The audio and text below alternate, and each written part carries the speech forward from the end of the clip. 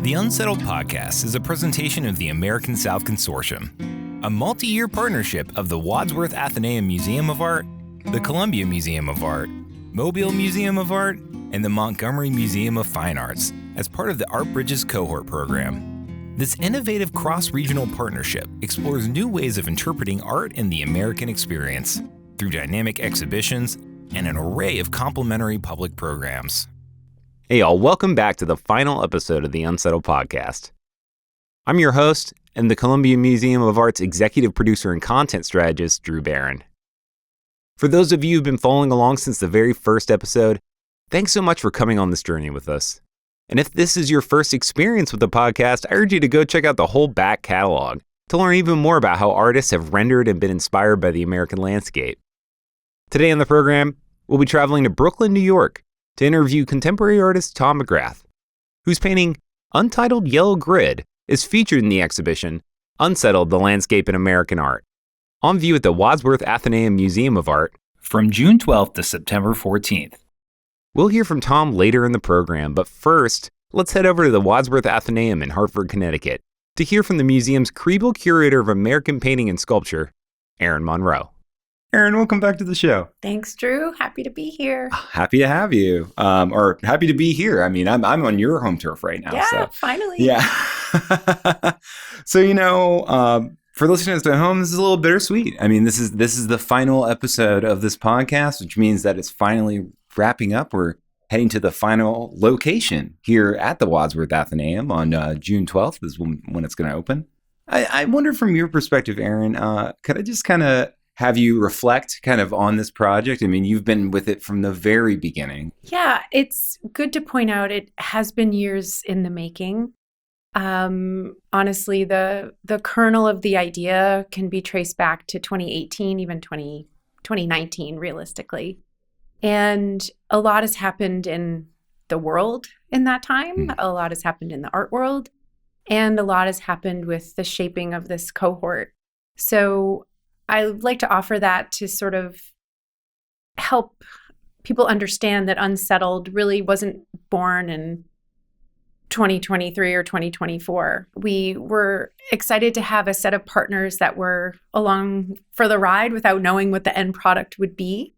And having that bit of perspective is amazing, and really seeing the show at the different venues, how each museum received it and actually installed it, sometimes uniquely, sometimes adding artworks from their own collections.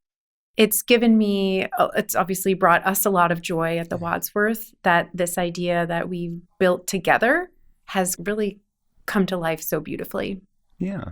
I mean, I think you really hit a really good point there a second ago when you kind of mentioned that, like, a lot has changed.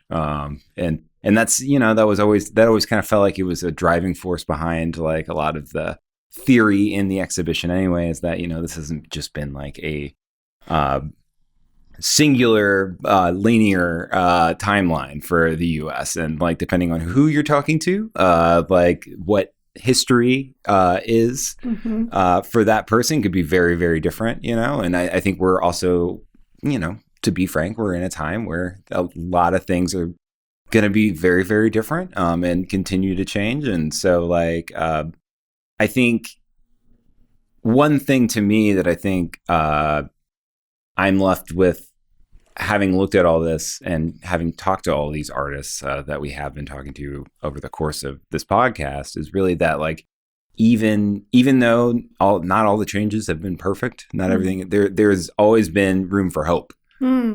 I love that observation. And I agree that the exhibit on the one hand has incredible works of art. It's a real testament to the topic of landscape kind of always being a touch point socially, politically, culturally. There's a relevance in choosing landscape, which can serve different people differently depending on where you're from or where you relate to best. And we wanted the exhibition certainly to reflect a more expansive view of history through a variety of perspectives and makers. I'm so happy we were able to talk to so many contemporary artists who often say things more eloquently than a curator because they're really. Or myself. Or you. I mean, I'm just going to group us in the same category. And that we wanted the exhibition to raise questions and create points of reflection. But there is a message of, I wouldn't say there's any one message, but we didn't want the show to be a total downer. There's certainly a lot to grapple with, both in the sense of landscape, environment, identity, politics, culture wars. There's all of that to be sort of experienced in the show. But at the end of the day, this project has really been about connecting people and really connecting people with different backgrounds, and coming together through the language of art and art history has been very grounding, honestly, through kind of unsettled times. Oh, I had to say it. The pun is just too good, but I'm glad you did. We are ourselves feeling unsettled at times, and other times maybe more settled by coming back to certain kind of cultural moments and visual culture. Yeah. So one of those different perspectives is the artist Tom McGrath, who has a painting, Untitled Yellow Grid. And we're going to be talking to him in a little bit, but I know this piece comes from y'all's collection. I wonder what you could tell me about Tom and maybe about the piece itself, and just any insight you want to share. Sure. Well, this piece is a newer acquisition, sort of in the past 10, 15 years. And what's interesting is when a curator proposes an acquisition, there's usually a justification of how it works within the Wadsworth Atheneum's collections. And for Tom McGrath's piece, which is this incredible panoramic view of the sprawl of downtown Los Angeles, but presented in really the continuum of artists admiring the horizon and horizontal views of nature. And it's an artist who has ties to Connecticut. He was born in New Milford, Connecticut. And having a sense that being in New England usually brings to mind certain landscape painters, but his view of the world and kind of interpreting the human-nature relationship comes across in this picture, which is certainly the urban landscape, but a landscape nonetheless. And that he's an artist working in the 21st century, choosing that genre or sort of a variation of that genre to paint in. So it's a compliment as well to a lot of our Hudson River School paintings, which I know he said at least on one occasion has influenced his approach to painting. Yeah, and we'll be sure to ask him about that when Laura Leonard and myself go and visit him in New York City, in Brooklyn, later on in the program. Erin, I did want to say before we wrap up here, and I'm going to get very sentimental, so I'm sorry. But, I just, working on this project has been really wonderful. And for listeners at home that don't realize how integral both Erin and Laura are to this project, they really run this project. There's a reason that you hear from them as often as you do. I mean, they not only was the Wadsworth the lead institution for the American South Consortium in general, but they really have led the charge to keep this ball rolling and keep these exhibitions coming, and have done such an amazing, wonderful job. And it's been such a delight to work with the both of you on this project. I really have enjoyed this time, and I appreciate y'all for having faith in me and allowing me to do this very strange experimental project alongside y'all. And so that's something I really cherish, and I will look back on these memories fondly later in life. So thank you so much. And thank you, all of you at home, for listening and watching and keeping up with this program. And hopefully you've seen the exhibition by now. But if you haven't, once again, it will be at the Wadsworth Atheneum on June 12th. I can't remember the run through date as of right now, but I'll say it at the end of the podcast. Sure. So keep an ear out for that. But with that, I think we're gonna hit the road and head over to Brooklyn and check in with Tom McGrath.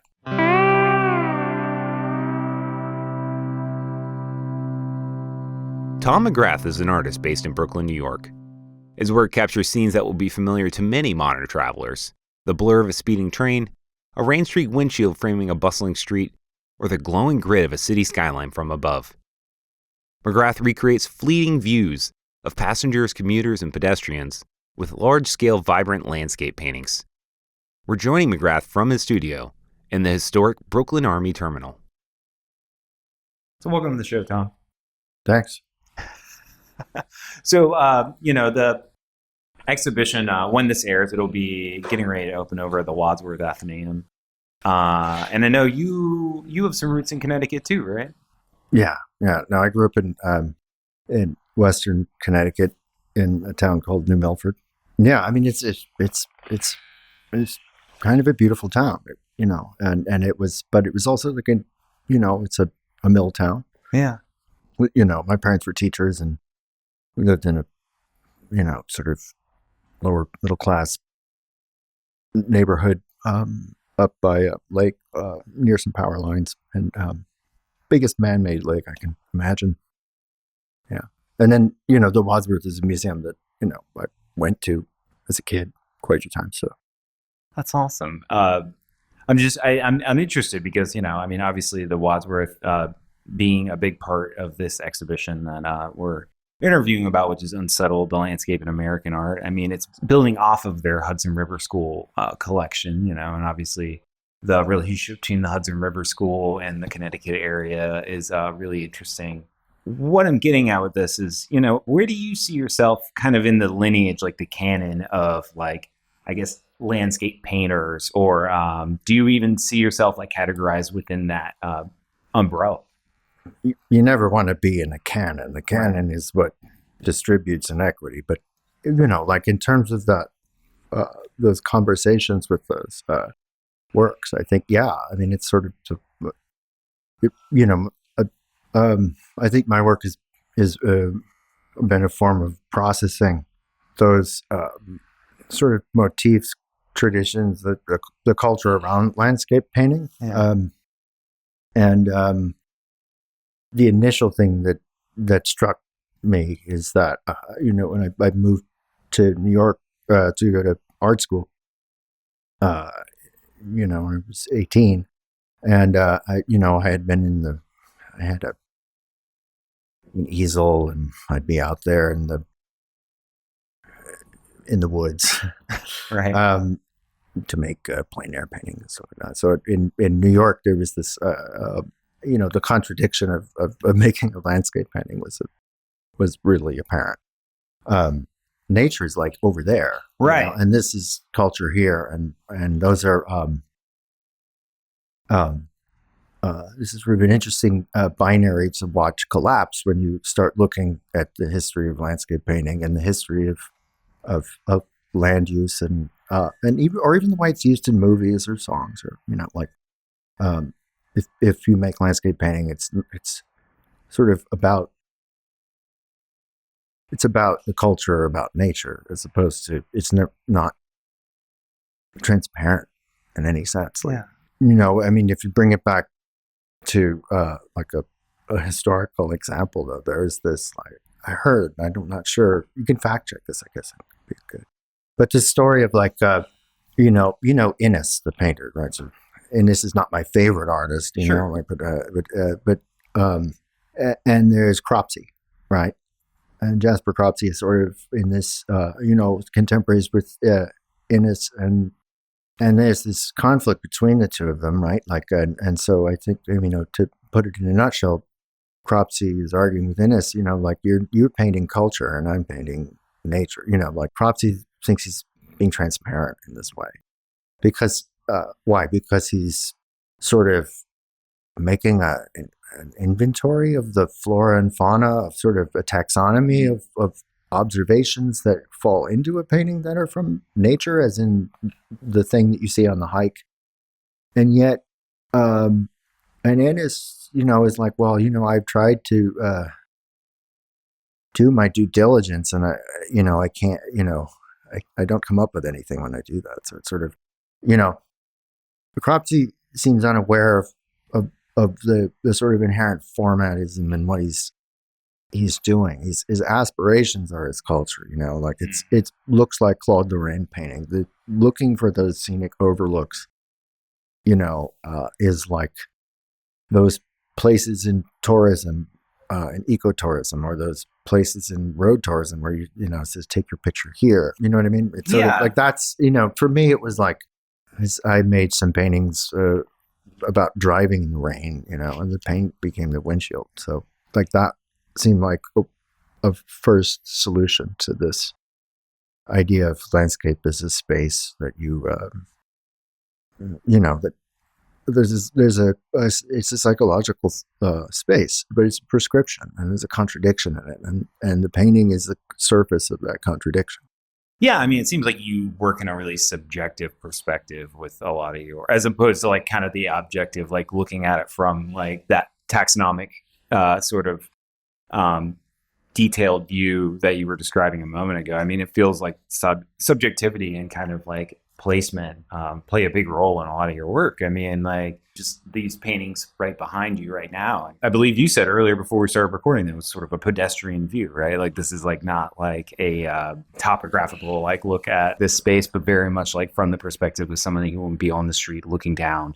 Why do you kind of paint through that perspective, or do you really think about it? Is it just kind of like what feels natural to you? Yeah. Landscape paintings are like location devices. They locate where the viewer stands. The vantage point which is sort of always theorized by the people around these Hudson River School painters too, particularly with their idea of like the telescoping vantage point, scenic overlook. Their encoding of landscape space with time and history.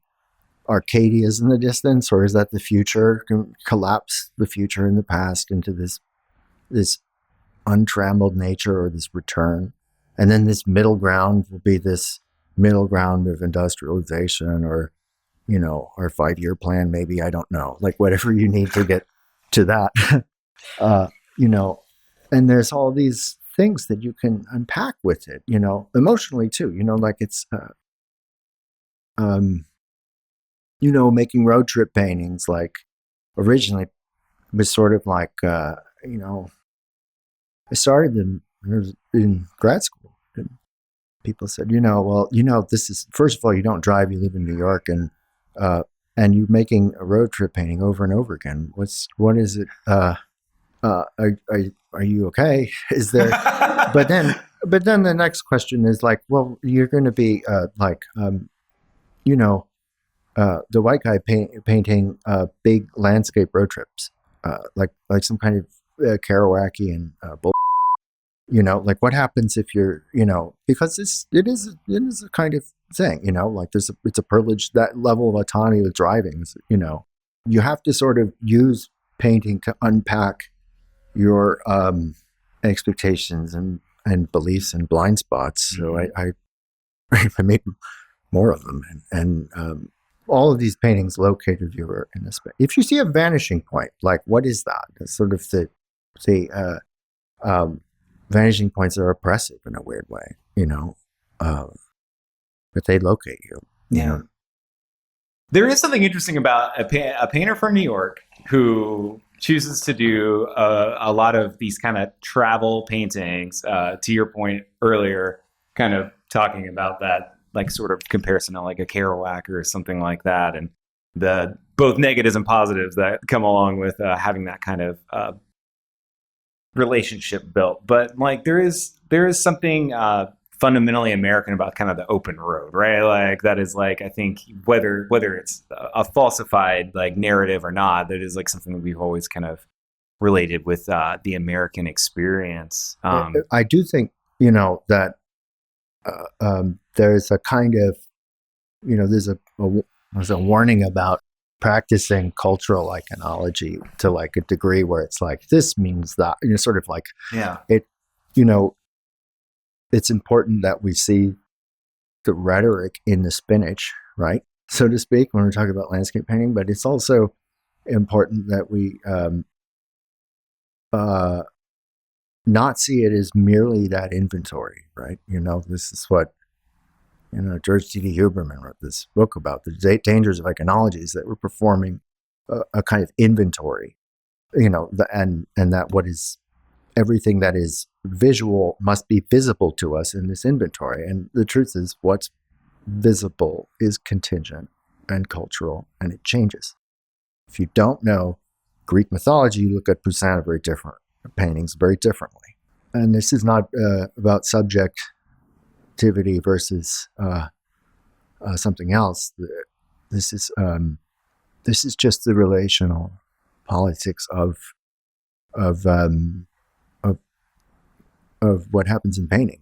What when the paint dries, what's visual is fixed, and what's visible can change. So and that's where you have problems also in considering, like I couldn't consider the universalism of the road trip. I've heard that cliche so many times, or I've heard these cliches about the car becoming an extension of your body, which I think is a phenomenology is kind of hilarious and cool and druggy.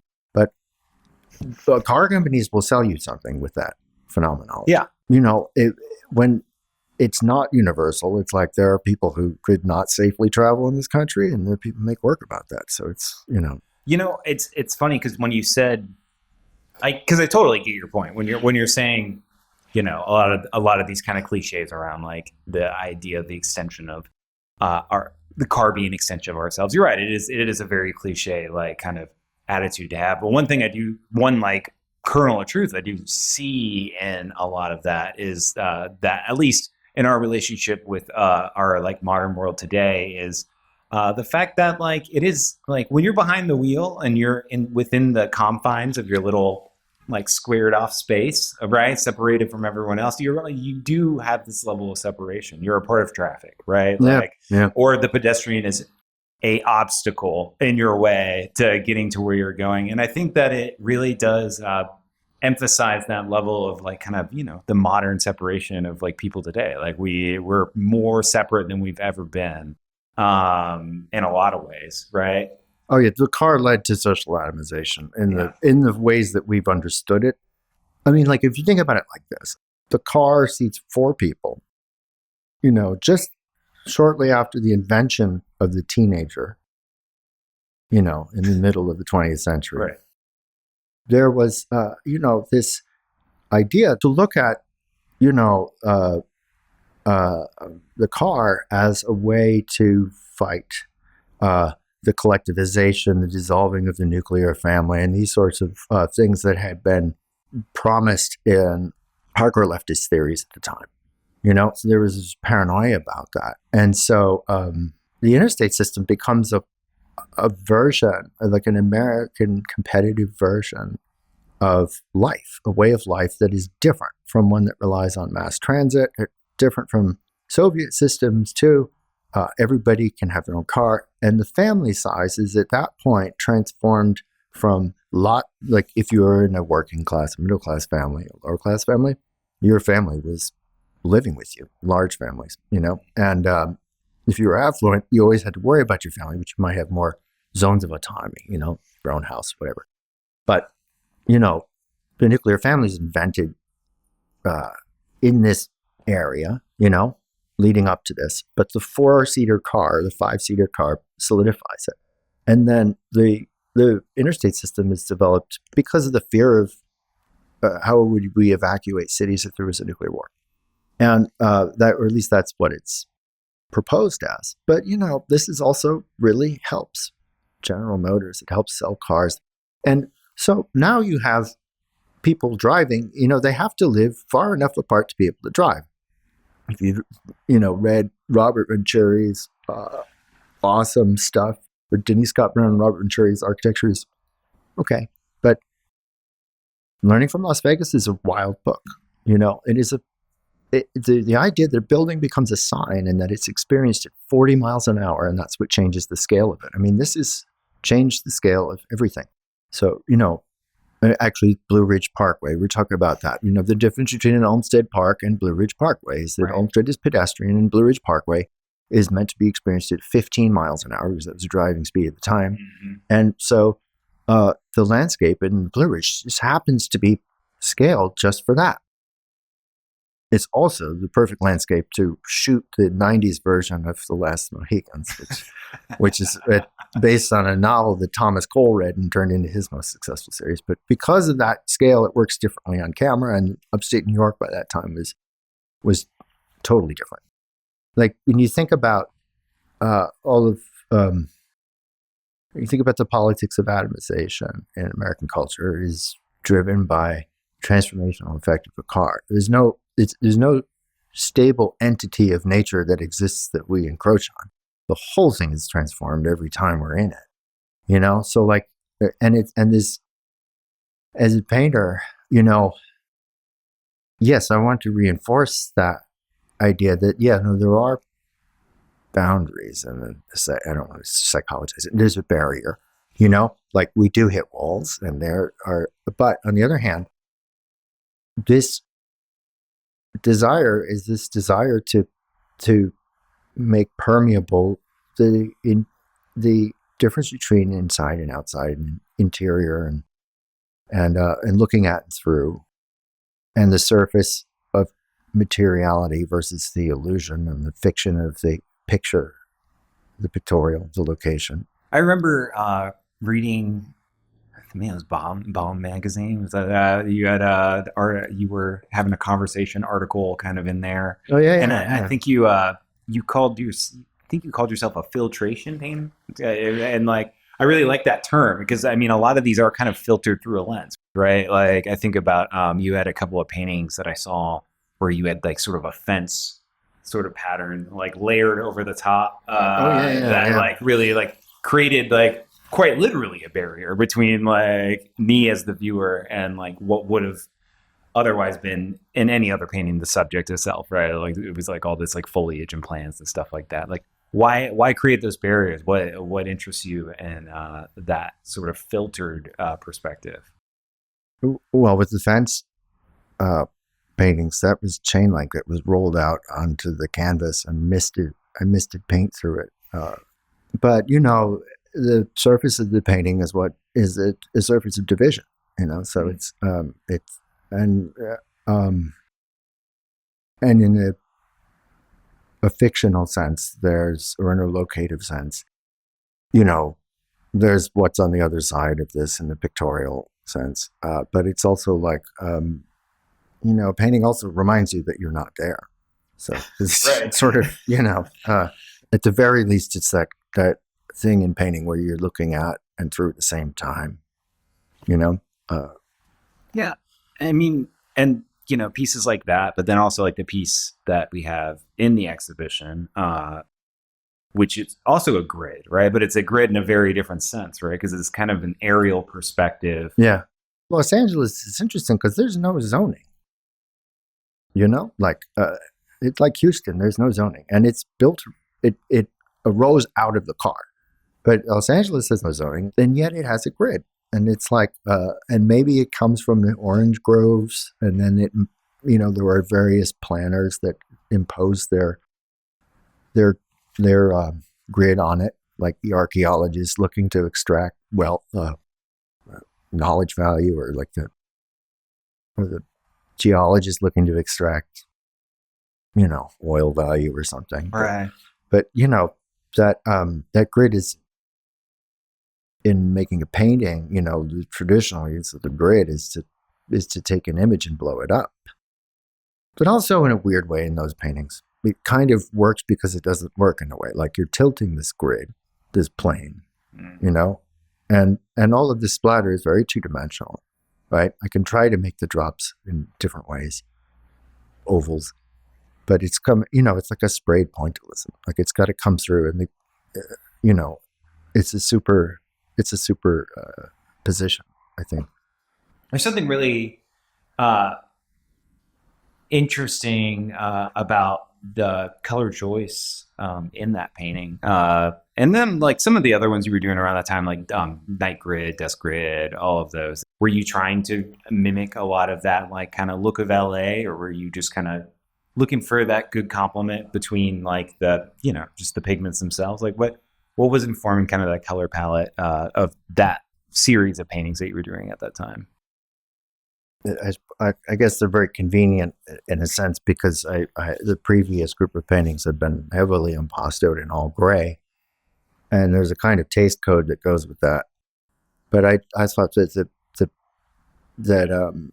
these paintings afforded me a huge departure from that because it was like synthetic and it was nocturne, and they were graphic, and they could be painted in a way that was where you couldn't quite tell what the presence of the hand or the absence of it was relevant. But I quickly started to try to mix these synthetic colors with these earth colors. Within a few years, I started to see album covers that were covering that sort of thing all the time, and it was sort of like this vaporwave or synthwave kind of thing. But it was like I basically take the Tron thing and put it, But I needed to make sure that I saw that coming, so I thought you need to have some brown in there too, so it has But that painting that that we're talking about actually has earth colors in it, but they work with these sort of hypersaturated colors. It's just sort of more subtler versions of it, and there was no muck in that painting. And the weird thing is if any colors get mucky, it was probably the pure blue parts, and blue never looks bad when it's in a mess. But I think that the subject gives you a reason to paint it, and the subject suggests an approach to painting it that can change your way of painting. Do you think the fact that it was a nocturne was like a driving factor to you? I'm just curious because I knew. Well, okay, that's true. Yeah, because I know you do a lot of like nocturne. I have this love of nocturnes because great. It's sort of dark ecology, right? Like, but it's very goth or what? The nocturne is a place where the most far-fetched and speculative painting can happen because it's you can't verify a nocturne. The camera can't. Cameras still haven't figured it out. They're looking for edges. Artists and filmmakers have tried to approximate it. You can't paint it from life because your eye will adjust between the dark and your painting. You'll end up with something weird. You'd wear like a miner's helmet. It's not going to work. You try it. The moonlight painting does not actually work. The only thing is that you have to remember what you saw and then try to approximate it. And color is radically different at night. So, the nocturne is speculative, and it's iffy. And it's totally experiential in that sense, because you can only say it feels right when you're looking at it. Like, this is what it feels like to look, to be in that space. When you take a photograph of it, it's not quite gonna. Right, it doesn't read right. Like it doesn't look like what your eye is seeing. Architectural rendering software, the stuff that they use to design the backgrounds in video games, these are all different methodologies. These are all different ways of making those plausible spaces, rendering information, trying to deal with the light, and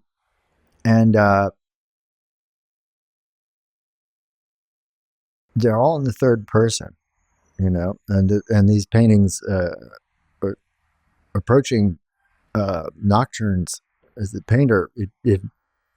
It's like, all of painting can be in the third person. Like this isn't my authentic brushstroke making this in this sort of heavy-handed way, but it's experienced in the first person. It's like this. If it feels like you're walking at night, that's and the overlook at night of the city grid is when it seems most supernatural or science fiction like.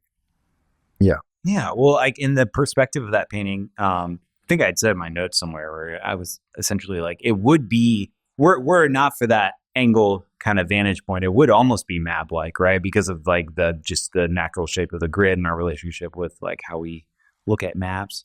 And I only bring this up because I think it's really interesting. Also in the show, we have these prints by Ed Ruscha, where he literally took some streets from Los Angeles and some streets from San Francisco, and he creates these like kind of imaginary intersections, right, between like Oh, that's so, yeah. Yeah. I didn't know that's what he was doing with those. Yeah. So it's like it'll be, a really well-known street in San Francisco and this like also equally well-known street in Los Angeles, and he's created this intersection that they both meet at that is like hypothetical, right? But like kind of said something about like the identity of these two places in relationship to each other.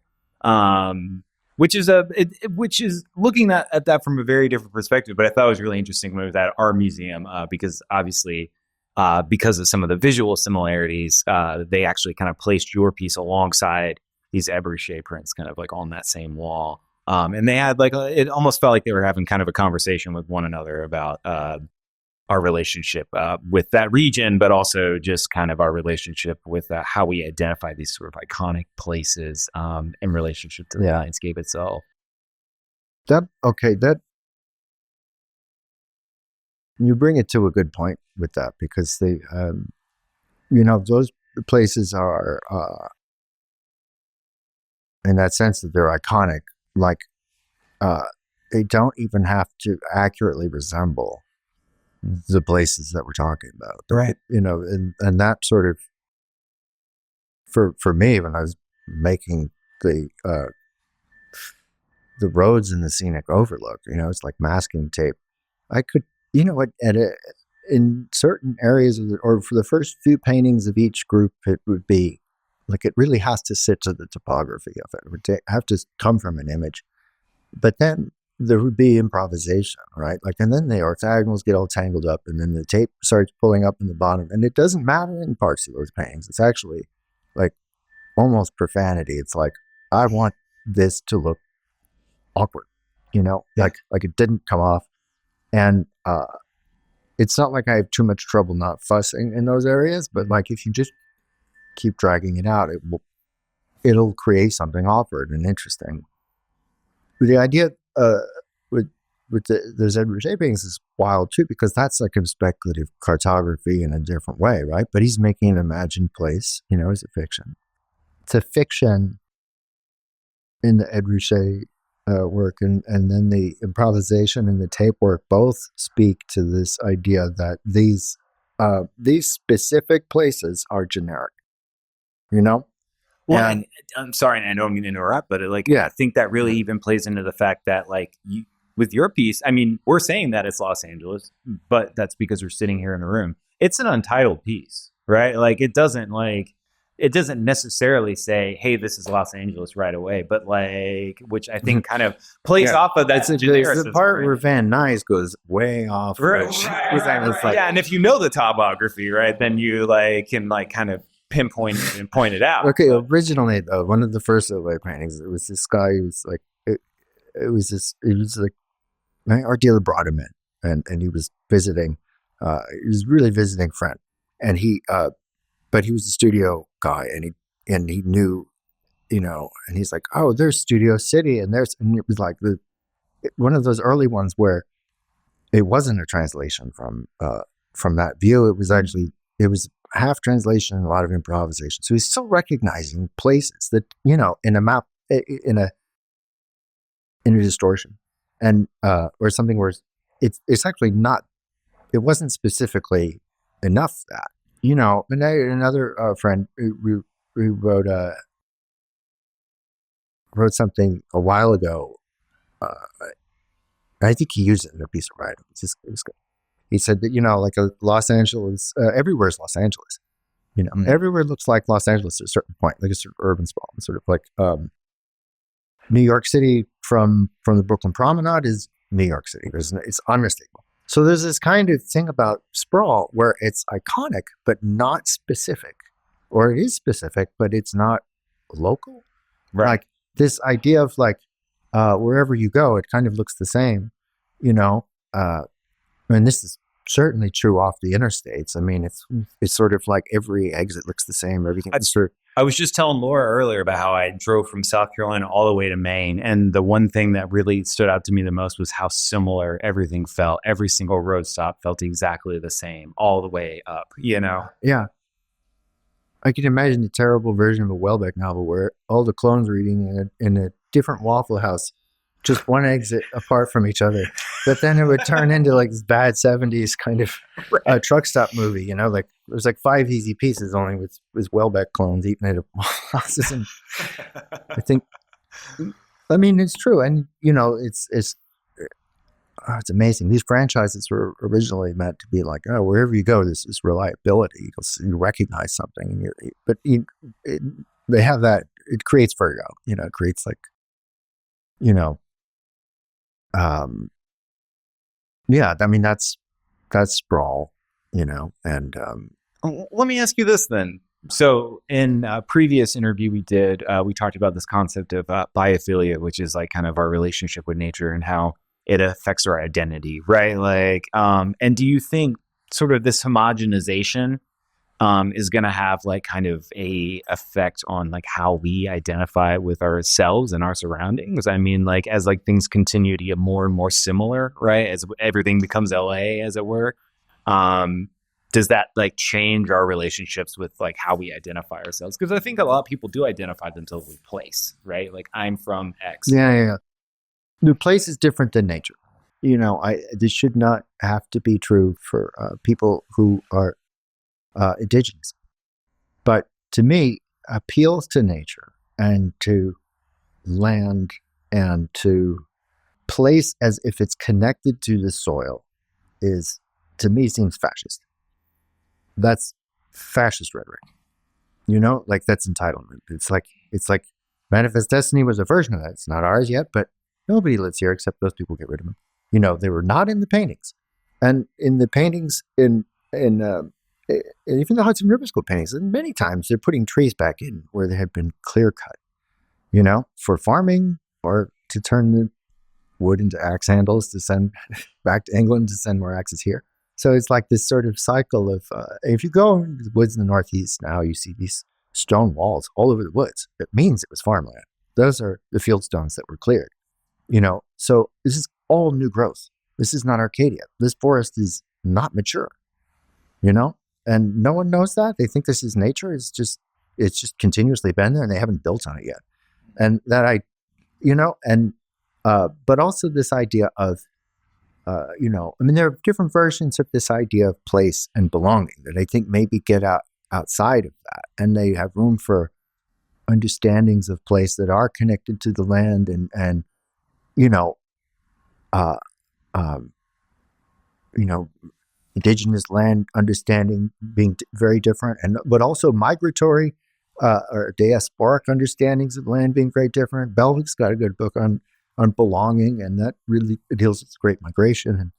And but I think that for the most part, when I hear, I'm like really rubbed the wrong way by a kind of rhetoric of nature and a rhetoric of soil and connectedness in that sense. Like maybe smells I can forgive. People are like, oh, that smells like what I remember. Is it maybe but I feel like these are associations, and they're, you know, they've colonized our sense of ourselves, and they get manipulated. And so landscape painting for me is very dangerous territory. It's also kind of ridiculous territory because you're always in that. Well, seems like we've reached the end for now. I'd like to take a moment to thank today's guests, Erin Monroe and Tom McGrath, for joining us. I'd also like to give a special thank you to Laura Leonard. Her work on both this exhibition and this complimentary podcast have been absolutely crucial, and I would have never been able to bring you this program without her help.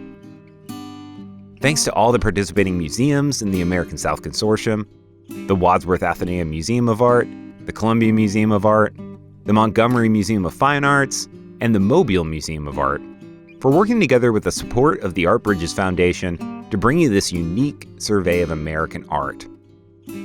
And if you haven't seen the exhibition, don't miss your chance when it opens in its final location this June at the Wadsworth Atheneum.